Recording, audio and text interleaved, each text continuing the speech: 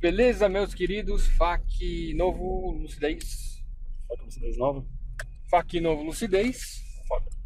Tchau, FAQ. Apresentando Murilo Benício, Murilo Benício. Júlio Mascaro e Pacato. Obrigado. Mas os dois aparecem. Cadê os dois? Dá um tchauzinho. Estamos aqui, gente. Faz a mãozinha assim, faz assim. Uma mãozinha. É que eles precisavam ficar com o espaguete assim, ó. Aqui, ó, do meu lado. Espaguete? Os animais que pulam. Por que animal chama espaguete? Você não sabia? Espaguete? Folclore. Chama Tanagido? Folclore. Beleza, vamos começar com duas questões bem legais sobre qualquer conceito sobre lucidez, espiritismo e só lucidez, ou só espiritismo. Mentira, não tem como ser só espiritismo. Sempre tem que ter lucidez, senão não é legal. Pode primeiro? Pode, mas fale com uma voz máscula e num voz tom mais elevado, por gentileza. Não consigo. Fala igual homem. Bom, primeiro sobre o espiritismo. Como é visto Jesus no espiritismo? Com os olhos. Próxima. Como é visto Jesus no espiritismo? Legal, você começa. Eu? É visto como um mestre, como um exemplo que ele foi. Ele é o principal exemplo da nossa doutrina. Assim, é objetivo, talvez. Legal. Bacana? Bacana. Agora a sua resposta mais complexa. Então, muita dúvida tem, principalmente com o pessoal que desconhece muito o espiritismo. Eles não entendem ou acham que o espiritismo não segue Cristo, mas Cristo é a principal base, é o principal modelo e imagem de guia, né? Só que tem algumas diferenças. Eu não sei exatamente se é no catolicismo ou nos evangélicos que Jesus é tido como Deus. Eu acho que é no catolicismo. Evangélico? Que eu saiba, é no evangélico. Aí tem uma diferença bem diferente. Qual que é a diferença? Eu vou gerar polêmica, hein?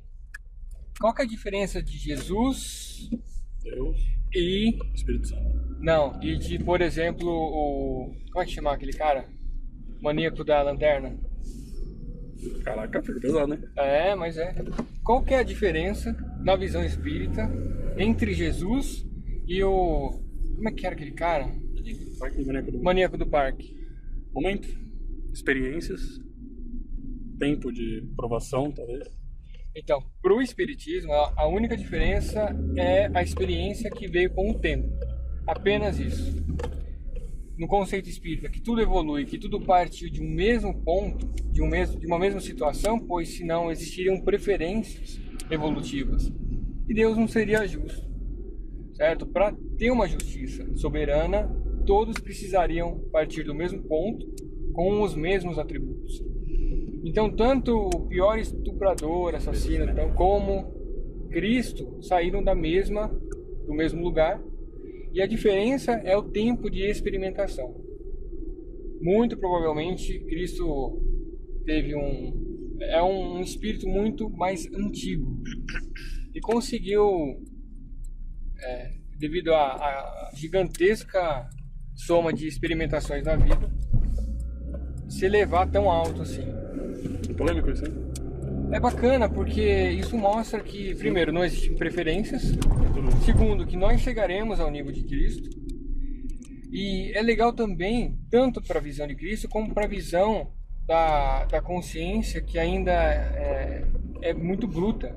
Porque você pensar que um cara que faz um crime tão violento desse, um dia chegará no nível de Cristo, facilita você ter facilita o perdão, né? Eu acredito. É polêmico porque as pessoas têm Cristo como um símbolo, lógico, como um exemplo. Isso aí tem muito também no espiritismo. Sim, idolatria. Sim, mas exatamente, idolatria. Você coloca Jesus no pedestal e comparar ele com um maníaco se torna algo, tipo, assombroso. Ofensivo. Então sim. você fala, tá falando mal de Jesus, que absurdo. Não é falando mal. Jesus um dia passou por esse tipo de provas também. Exato. Mas a evolução, ela tem um fim. Você chega a ter um grau máximo, né? A perfeição, no caso. Na verdade, a evolução não teria um fim. Porque... Então ninguém vai alcançar Jesus. Concorda? É porque se você pensar no nível de ser superior... Não. Jesus não é o tipo o máximo. Na escala de evolução espírita, você vai ter aquele que vai chegar um pouquinho atrás de Deus, né? Mas como tudo evolui, a sua pergunta é bem coerente, que nunca chegarão na mesma posição de Cristo. Mas isso depende também com a velocidade que a consciência evolui. Que nem André Luiz mostrou na codificação, nos livros do Chico Xavier, que ele conseguiu aprender muito rápido. Então a consciência dele não é que era diferente, mas ela estava num estágio e em um momento que conseguiu absorver aquilo muito rápido, o que é diferente de outras consciências. Então aqui que é interessante, o princípio inteligente e o espírito sendo todos iguais, dependendo da experimentação que um ou outro acontece, porque eles não vão ter a mesma vivência, nem se eles forem gêmeos idênticos, com um DNA praticamente idêntico, eles não vão ter experiências idênticas. Então isso vai gerar níveis de evolução diferenciados.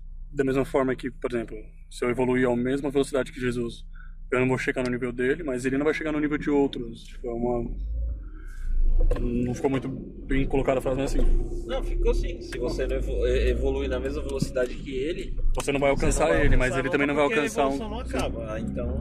Mas ele também não alcançaria outro que está proporcionalmente maior do que ele, entendeu? É que o objetivo não é alcançar, né? Que se outro de cima tá Deus. Não, pode ter diversos N espíritos acima dele. Pode ter, tipo, a mesma coisa que Jesus é pra gente, houve algum espírito pra ele, algum exemplo, assim, que ele seguiu, entendeu? Sim, existem tanto espíritos superiores a ele moralmente, que já é uma coisa que já até começa a fugir da nossa compreensão, mas todos nós alcançaremos esse nível daqui, talvez, bastante tempo. Não sei se milhões, mas... Acho que não. Séculos. Eu acho que vai. 50, 100 mil anos, vai, talvez. Né? Séculos vai fácil, porque bastante, a existência é um século. É relativo, cara, você pode... Mas a questão é isso que é interessante, porque, querendo ou não, fica parecendo que é uma questão... Por que dois espíritos que foram criados quase ao mesmo tempo, nem sei se tem como ser criado ao mesmo tempo, isso aí já acaba diferindo de um espírito para o outro. Mas é isso. Então é forte falar isso, mas na visão espírita, e por isso que é interessante, por isso que o espiritismo é muito lúcido, que ele mostra que toda consciência evolui e que chegará. Então não existe, o espiritismo bem compreendido não deixa a questão de idolatria, nada contra, né? Cristo é o melhor ter Cristo exemplo. como ídolo é muito bom. Na verdade você tem que ter bons ídolos, e não só Cristo, né? Você tem outros que são mais próximos da nossa vida, mas Cristo é o maior ícone para o espiritismo. Mas não tem idolatria, tem entendimento que o nível dele ele alcançou porque já foi experimentado muitas vezes e conseguiu se superar e está naquele momento. E que todos, mesmo o pior bandido, vai um dia chegar a ser Cristo. Isso que é legal. Mostra que tudo evolui e que a perfeição nossa é relativa, né? Sim. Tanto que o que a gente considera como perfeição, muito longe ainda está da perfeição perfeita Master Blaster. Nós não temos nem atributos para compreender o que seria essa perfeição. Talvez o pessoal xingue a forma como nós colocamos. Sim. Mas de nenhuma forma nós ferimos Cristo. Eu tenho certeza que Cristo não ficaria ofendido com isso. Pelo amor de Deus. Mas não concordam, metam o pau, fiquem livres, leves e soltos para se expressarem. A posição de vocês. Lógico. Podemos estar errados. Mais alguma observação aí, Júlio? Não? Pacato? Pode para a próxima? Manda a próxima, vamos ver. Qual o exato momento em que o feto passa a ter alma? E aí? Não sei. Eu já ouvi algumas, talvez lendas, mas tipo, próximo dos 7 meses de gestação, algumas coisas assim, tipo, datas meio exatas. Não sei dizer. Legal. Então, eu vou falar mais ou menos por cima, porque talvez esses detalhes eu não tenho tão claro ainda na minha... Mas eu vou colocar um esboço, certo? Quando você vai encarnar, você já tem uma ideia bem clara de quem serão seus pais. É provável e é bem comum que seus pais sejam aqueles indivíduos que você tem um compromisso kármico, né? Que você tem contas a acertar ou talvez questões para ajudar. Se você já está um pouco mais evoluído, você pode voltar para ajudar eles, como sendo um filho ou qualquer outra coisa assim.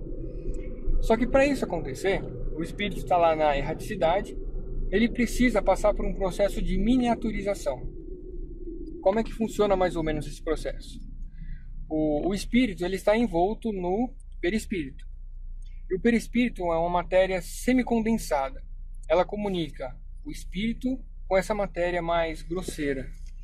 Só que para isso, para o espírito conseguir ser colocado no óvulo, ele passa por esse processo de miniaturização, onde mais ou menos é retirado um pouco da energia vital ou alguma coisa assim, que ele acaba encolhendo e ficando do tamanho de um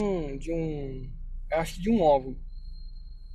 Aí o que acontece? Nesse processo, a consciência começa a perder a lucidez. Então, quando ele começa a passar por esse processo de miniaturização, ele começa a apagar. Ele vai ficar meio que dormindo. E esse perispírito, que tem o espírito dentro miniaturizado, ele é como se fosse levado ao óvulo que está preparado para a fecundação, e é como se fosse magnetizado para que ele seja impregnado da frequência, tanto o óvulo como o perispírito desse espírito que está miniaturizado, está pequenininho. Isso vai fazer com que nasça um elo de ligação. Então, a partir desse momento, existe um espírito ligado ao óvulo. Tá? Não sei se é exatamente isso, mas a ideia é essa. Mas isso em qual período da gestação? Então, antes de acontecer a fecundação. Mas no momento da fecundação é que realmente esse vínculo acontece. Rápido, no momento da fecundação. Então o espírito já está mais ou menos ligado com a família, né? Com essa questão de magnetismo, ele já tem uma similaridade que vai atrair. E no momento da fecundação, o espermatozoide, por essa magnetização que acontece, vai ser atraído para o óvulo. Então a espiritualidade já sabe que aquela fecundação vai dar certo. Pode não dar certo por causa da imperfeição da matéria. Pode ser que não dê certo. Por exemplo, acontecer um aborto, nem isso, não fecundar. Acontece pode ser um aborto natural. Tem algum problema. Não fecundar, existe a possibilidade de não fecundar, sendo que a espiritualidade já teria mandado um espírito ali. Eu acredito que sim. Mas aí vai ter que tirar o espírito, ele vai ter que... É que o espírito ele fica verdadeiramente ligado ao óvulo quando acontece a fecundação. Mas ele já está quando fecunda é a primeira coisa. Fecundar é a primeira coisa. Fecundar, eu acho que antes de fecundar já existe essa questão de... Porque assim, o espírito que vai encarnar, ele já visita os pais. E tem... Ok, mas assim, que acontece muito de fecundar é a primeira coisa que acontece. Sim. Então aí assim, acontece muito de até o 3º mês abortar. E aí você falou que teve todo esse processo dele ficar pequenininho. Não vou nem falar miniaturização. Então, acontece todo esse processo dele ficar pequeno. Depois ele volta e tem que crescer de novo? Como é que é verdade. O que eu acho é que o processo de miniaturização ele acontece depois da fecundação. Porque a fecundação pode não dar certo. Pode não dar certo por alguns motivos. Mas a fecundação dá certo. Não, aí abortar, o espírito vai sair de fato. E a pessoa engravida. Sim. E aí, até o 3º mês é complicado. Pode ter descolamento de placenta, um monte de coisa e ele sai. Aborta lá naturalmente. E aí, assim, ele ainda tá lá miniaturizado e então, eu não sei agora se ele já tá miniaturalizado ou ele está em processo de miniaturização. Então ele ainda não tá ligado. Porque o que acontece? Algumas vezes acontece o aborto, né? Porque o espírito se recusa. Ele até aceita encarnar numa família, mas quando o processo começa a acontecer, ele se apavora e desiste. Então pode não vingar. Então, pensando dessa forma, ele ainda está consciente. Então, o processo de miniaturização deve acontecer depois que a gestação já começa. Depois que ela fica meio que concreta. 3, 4 meses, talvez. Sei lá, vai nascer. Faria mais sentido isso. Assim. Aí começa o processo, porque não deve demorar muito, né? O processo de miniaturização. Mais que 9 meses, com certeza não vai. Então, faz sentido, porque o espírito ele pode desistir da prova. E o feto não vinga. É, por questões materiais, a gravidez pode não dar certo, pode dar Sim. alguma coisa. Mas o que eu acredito saber mais ou menos é que no momento da fecundação é que acontece o link, o vínculo real do óvulo, né, fecundado com o espírito. E esse link, ele impossibilita que outro espírito tome esse óvulo, né, que aconteça aquele óvulo fica reservado para aquele espírito. E conforme a gestação vai acontecendo, a lucidez desse espírito vai diminuindo. Aí tem esse processo de miniaturização que eu já não sei aonde acontece. Vou perguntar pro vou perguntar pro Alexandre. Você tem aula hoje, né? Não tô de férias. Mas eu vou perguntar, ele sabe bastante disso. Legal. Então, aí o conceito de alma, seria o quê? O espírito encarnado. Então nós estamos como alma, certo? Então é esse conceito mais ou menos utilizado no Livro dos Espíritos, apesar de ter algumas passagens que ele fala de alma como se fosse espírito. Mas, de forma didática, alma é o espírito encarnado na carne. Então quando fecunda, é que realmente o espírito está ligado ao óvulo. Era essa a pergunta? É o momento exato É o momento que o feto que passa a ter alma. Feto, Então o feto não passa a ter alma. passa a ter espírito e vira uma alma. Alma quando ele nasce. Exato. Só que a gente acabou não respondendo o exato. Né? O exato Era momento. exato, né? Talvez nem tenha um exato momento em si, tipo, Não, o vínculo acontece. 50 horas de gravidez, 28 minutos e 13 segundos. Não. É diferente, tipo, cada processo é único, talvez. Único assim, segue o mesmo padrão, mas pode acontecer diversas dificuldades durante o processo. Então você sim, vai ajeitando o espírito ali pra. Toda a equipe vai trabalhando pra colocar o espírito ali. Então tem a imperfeição da matéria, que pode dar um problema. Você tem as pessoas envolvidas que pode, por exemplo, abortar. O aborto, ele não está pré-determinado assim pela equipe espiritual. Ele acontece. Quando acontece, os espíritos tentam, né, os espíritos que cuidam dessa questão, colocar para inspirar a pessoa a não fazer isso de qualquer forma. Porque o que acontece? Muitas vezes, quando acontece o aborto, o espírito, para encarnar ali, muitas vezes teve uma grande preparação para ser convencido para encarnar naquela família. Então o pessoal foi lá, convenceu ele que era importante ele passar por essa experiência com essas pessoas que provavelmente têm elos kármicos muito fortes, muito agressivos. Aí beleza, convenceram ela, beleza, vou lá, e aí ela sofre um aborto. Muitas vezes revolta a criatura. E ela passa a ganhar um obsessor ferrenho. Então tem também essa característica, que pode complicar, né, quando a consciência não é muito esclarecida. Se ela é um pouco mais esclarecida, ela entende isso. Entende o que foi. Mas querendo ou não, ela sente a agressão. Ela sente a revolta da mãe, o desprezo. Isso pode gerar muita coisa ruim. Isso é permitido por quê? Porque acaba sendo mais um resgate kármico da mãe, por ter rejeitado uma criança, né? E rejeitado também a possibilidade de saudar uma questão kármica aí que só faria bem para as duas criaturas envolvidas. E aí a reencarnação dura, em média, até os 7 anos. Certo? Que verdadeiramente finaliza o processo reencarnatório. Tá legal? É por isso que o teste de QI é feito sempre depois dos 7 anos. Porque quando era feito antes, existiam resultados muito diferentes. A criança era dita como um gênio, chegava a 6, 7 anos e ficava burra pra caramba. Então, porque o espírito já até os 7 anos conseguia interferir bastante. Tem alguns casos impressionantes da criança reconhecer e lembrar lucidamente da vida passada dela, das pessoas envolvidas, e depois ela acaba esquecendo. Quer dizer, o espírito está por algum motivo, e talvez seja até permitido isso, para dar uma balançada no pessoal. Olha, acontece uma coisa que não se tem explicação. Assim, mas tanto é que a criançada novinha assim vive vendo o espírito, cara. Sim, isso também é uma... Vive conversando assim com... Isso também é um resultado... O amigo imaginário. Quantos não tem amigo imaginário? Eu nunca tive. Eu não lembro. mais muito tempo por causa dessa questão espiritual ainda mais latente ainda. Depois fica besta. Legal? Bacana? Fechou? Então, fechamos 2 perguntas. Julião, considerações? Isso aí. Pacato, tá vivo? Tá se lambendo, Pacato? Então é isso, pessoal. Um abraço. Mandem dúvidas, sugestões. Mandem onde vocês quiserem. Um beijo na bunda. Fomos! Vamos.